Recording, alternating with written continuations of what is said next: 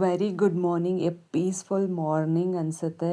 And screen ಎಲ್ಲ ತೆಗೆದು ಬೆಳಗ್ಗೆ ಎದ್ದ ತಕ್ಷಣವೇ ಥರ ವ್ಯೂ ನೋಡಿದ್ರೆ ಒಂಥರ ಪಾಸಿಟಿವ್ ವೈಬ್ಸ್ ಇರುತ್ತೆ. ಆ್ಯಂಡ್ ಬ್ಯುಸಿ ಡೇನಲ್ಲಿ ಹಸು ಕೂಡ ಮಲಗಿದೆ.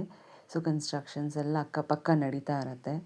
ಸೊ ಹಾಗೆ ಸನ್ಸ್ಕ್ರೀನ್ ಅಪ್ಲೈ ಮಾಡೋದು ಅರ್ಲಿ ಮಾರ್ನಿಂಗೇ ಹಾಕ್ಕೊಂಡು ಬಿಡ್ತೀನಿ, ಒಂದು 9 o'clock ಹಂಗೆ. ಬಿಕಾಸ್ 10 to 4 o'clockವರೆಗೂ ಹೆವಿ ಸನ್ ಇರುತ್ತೆ. ಸೊ ಹಾಗೆ ತಿಂಡಿಗಿಟ್ಟು ಹಾಟ್ ವಾಟರ್ನ ತೊಗೊಳ್ಳೋಣ ಅಂತ ಅವನಿಗೆ ಇಟ್ಕೊಂಡಿದ್ದೀನಿ ಕುಕ್ಕರ್ ಮೇಲೆ. ಇದು ಒಂದು ಟಿಪ್ಪ ಅಂತಲೇ ಹೇಳ್ಬೋದು.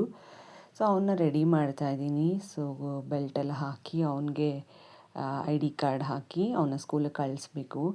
ಸೊ ತಿಂಡಿ ತಿನ್ನಿಸಿ ಅವನಿಗೆ ಸ್ವಲ್ಪ ಅವರೇ ಸ್ನಾನ ಮಾಡಿಸಿರ್ತಾರೆ, ಇನ್ನು ರೆಡಿ ಮಾಡಿ ತಿನ್ನಿಸೋದು ನನ್ನ ಕೆಲಸ ಆಗಿರುತ್ತೆ. ಸೊ ಅವಳು ಮಲಗಿರ್ತಾಳೆ, ಅವನು ಎದ್ದೇಳೋ ಅಷ್ಟ್ರಲ್ಲಿ ಮಗಳು ರೆಡಿ ಮಾಡಿಬಿಟ್ಟು ಕಳಿಸ್ತಾರಣ ಅಂತ ಅವನಿಗೆ ಸ್ಪೀಚ್ ಕೂಡ ಪ್ರಾಕ್ಟೀಸ್ ಮಾಡಿಸ್ತಾ ಇದ್ದೀನಿ. ಆ್ಯಂಡ್ ಅವಳು ಕೂಡ ಬೇಗನೆ ಎದ್ದಿದ್ದಾಳೆ ಇವತ್ತು. ಸ್ಪೀಚ್ ಪ್ರಾಕ್ಟೀಸಸ್ ಎಲ್ಲ ಫಸ್ಟು ನಾನು ಕಲಿಬೇಕಾಗಿರುತ್ತೆ. ಸೊ ನನಗೆ ಅದು ತಲೆಗೆ ಕೂತ ಮೇಲೆ ಅದನ್ನು ಅವನಿಗೆ ತಲೆಯಲ್ಲಿ ಹೇಳಿ ಅವನಿಗೆ ಪರ್ಫೆಕ್ಟಾಗಿ ರೆಡಿ ಮಾಡಬೇಕಾಗತ್ತೆ. ಸೊ ನಂದು ಅವ್ನು ರೆಕಾರ್ಡ್ ಮಾಡ್ತಾನೆ, ಅವನದನ್ನು ನಾನು ರೆಕಾರ್ಡ್ ಮಾಡೋದ್ರಿಂದ ಇಬ್ರಿಗೂ ಹೆಲ್ಪ್ ಆಗುತ್ತೆ ಬೇಗನೆ ಕಲಿಯೋದಕ್ಕೆ, ಸ್ಟೇಜ್ ಮೇಲೆ ಅವನಿಗೆ ಪರ್ಫಾರ್ಮ್ ಮಾಡೋದಕ್ಕೂ ಅಷ್ಟೇ. ಸೊ ಚಿರತೆದು ಒಂದು ಸ್ವಲ್ಪ ಎಲ್ಲ ಏನು ನಮ್ಮ ಏರಿಯಾಲಿತ್ತು ಅದನ್ನು ಓದ್ತಾ ಇದ್ದೆ ನ್ಯೂಸ್ ಪೇಪರಲ್ಲಿ.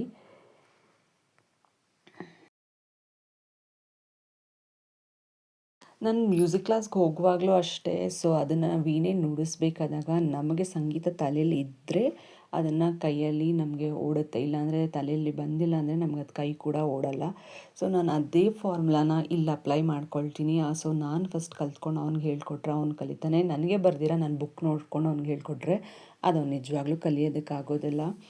ಹಾಗೆ ಮನೆಯದು ಅವ್ರು ಬರೋ ಅಷ್ಟರಲ್ಲಿ ಕಸ ಗುಡಿಸ್ಕೊಳ್ತಾ ಇದ್ದೀನಿ ನಾನು. ಇನ್ನೇನು ಅವರು ಡ್ರಾಪ್ ಮಾಡಿ ಬಂದು ಪೂಜೆ ಮಾಡಿ ತಿಂಡಿ ತಿಂತಾರೆ. ಸೊ ಹಾಗಾಗಿ ನಾನು ಈಚೆ ಎಲ್ಲ ಬಾಗಿಲಿಗೆಲ್ಲ ತೊಳೆದು ಕ್ಲೀನಾಗಿ ಕಳಿಸಿರ್ತೀನಿ. ಅವನು 9:15 ಏನೋ ಆಗಿದೆ.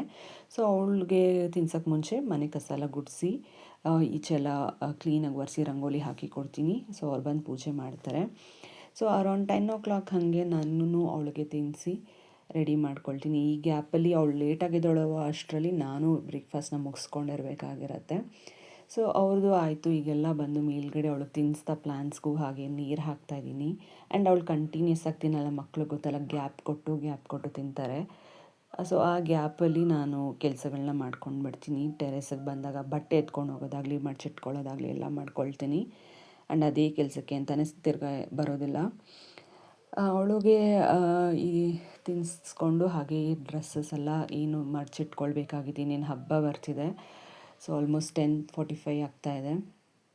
ಬಟ್ಟೆ ಎಲ್ಲ ಮಡ್ಚಿಟ್ಕೊಳ್ಳೋಣ. ಸೊ ಹೊಸದು ಕೆಲವೊಂದು ಬನೀನು ಮತ್ತು ಇದೆಲ್ಲನೂ ಏನು ಪರ್ಚೇಸ್ ಮಾಡಿರೋದು ಹಾಗೆ ಇಟ್ಟಿರ್ತೀನಿ.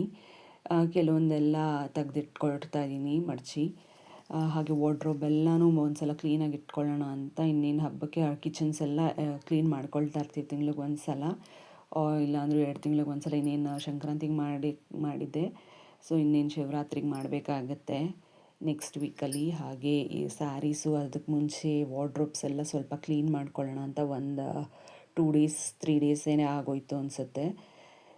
ಬೇಗ ಅಂತ ನಾವು ತೋರಿಸ್ಬಿಡ್ತೀವಿ, ಬಟ್ ಟೈಮ್ ಹಿಡಿಯುತ್ತೆ. ಮಾರ್ನಿಂಗ್ ಟೈಮಲ್ಲಿ ಈ ಥರ ಕೆಲಸಗಳೆಲ್ಲ ಮಾಡ್ಕೊಳ್ಬೋದು ಇನ್ನೇನು ಅಡುಗೆ ಮಾಡೋಕ್ಕೆ ಮುಂಚೆ. ಸೊ ಇದ್ರ ಜೊತೆಗೆ ಮದುವೆಗೆ ಇನ್ನೇನು ಹತ್ರ ಬರ್ತಿದೆ, ಸಿಸ್ಟರ್ ಮದುವೆಗೆ ಶಾಪಿಂಗ್ ಮಾಡಿ ಅಮ್ಮ ಸ್ವಲ್ಪ ಕಳಿಸಿದ್ದು, ರಾಮ್ರಾಜ್ದು ಮತ್ತು ಲಿಟಲ್ ಸ್ಟಾರ್ ನಮ್ಮ ಮಗನಿಗೂ ಕೂಡ. ಸೊ ನನ್ನ ಸ್ಯಾರಿ ನೀವೆಲ್ಲ ಮದುವೆಯಲ್ಲಿ ಆಲ್ಮೋಸ್ಟ್ ಉಟ್ಕೊಳ್ಳೋದನ್ನು ನೋಡ್ಬೋದು. ಸೊ ಈ ಶರ್ಟ್ ಕೂಡ ಅರೌಂಡ್ 700 ಏನೋ ಇದೆ ರೇಂಜು. ಆ್ಯಂಡ್ ಅವನದು ಕೂಡ ವಿತ್ ವೆಲ್ಕ್ರಾನ್ ಪಂಚೆ ಇದೆ, ವಿತ್ ಮೆರೂನ್ ಇದು, ಅದು ಬಂದು ಕ್ರೀಮ್ ಕಲರ್ ಶರ್ಟ್. ಸೊ ಹಾಗೆ ಕ್ಲೀನಾಗಿ ಮಡ್ಚಿಟ್ಕೊಳ್ಳೋಣ ಅಂತ. ಆ್ಯಂಡ್ ಆ ಬಾಕ್ಸ್ನ ನಾನು ಸಾಕ್ಸ್ ಎಲ್ಲ ಸೇವ್ ಮಾಡ್ಕೊಳ್ಳೋಕ್ಕೆ ಆಗುತ್ತೆ ಅಂತ ತೆಗೆದಿಡ್ತಾ ಇದ್ದೀನಿ. ಇದೆಲ್ಲ ತೆಗೆದು ಏನು ಪಿನ್ನಿಂಗ್ ಎಲ್ಲ ಮಾಡಿದ್ರು ಕ್ಲಿಪ್ಸ್ ಹಾಕಿ ಅದೆಲ್ಲ. ಸೊ ಹಾಗೆ ಅನ್ಬಾಕ್ಸಿಂಗ್ ನಿಮಗೆ ತೋರಿಸಿ.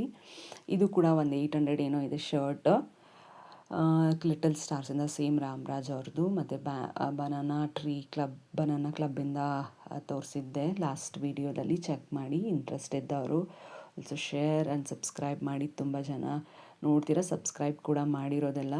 So for all the new updates for tips ಆಗಲಿ ಹೋಮ್ ಡೆಕೋರ್ಗಾಗಲಿ ನೀವು ನೋಡ್ಬೋದು. ಆ್ಯಂಡ್ ಇದು ಕೂಡ ಅರೌಂಡ್ 800 ಏನೋ ಇತ್ತು. ಸೊ ಸ್ಯಾರೀಸು ಎಲ್ಲ ಮಡಚಿ ಎತ್ತಿಟ್ಕೊಂಡು ಈ ಥರ ಇದೆ. ಈ ವಾರ್ಡ್ರೋಬ್ ನಾನು ಕ್ಲೀನೇ ಮಾಡಿರಲಿಲ್ಲ. ಸೊ ಇದು ಹಳೇದು, ತುಂಬ ಹಳೇದು, ನಮ್ಮ ಮಾವಂದು. ಅವ್ರ ಡ್ರೆಸ್ಸಸ್ ಎಲ್ಲನೂ ಸ್ವಲ್ಪ ಕೆಳಗಡೆ ಎಲ್ಲ ಎತ್ತಿಟ್ಟು ಇದನ್ನು ಎಲ್ಲ ನಮ್ಮ ಮನೆಯವ್ರದ್ದೆಲ್ಲ ಎತ್ತಿಡ್ತಾ ಇದ್ದೀನಿ ಇವಾಗ. ಸೊ ಟೋಫು ಗ್ರೀನ್ ಕರಿ ಮಾಡಿದ್ದೆ. ಇದು ಸೋಯಾ ಬೇಸ್ಡ್ ಆಗಿರುತ್ತೆ.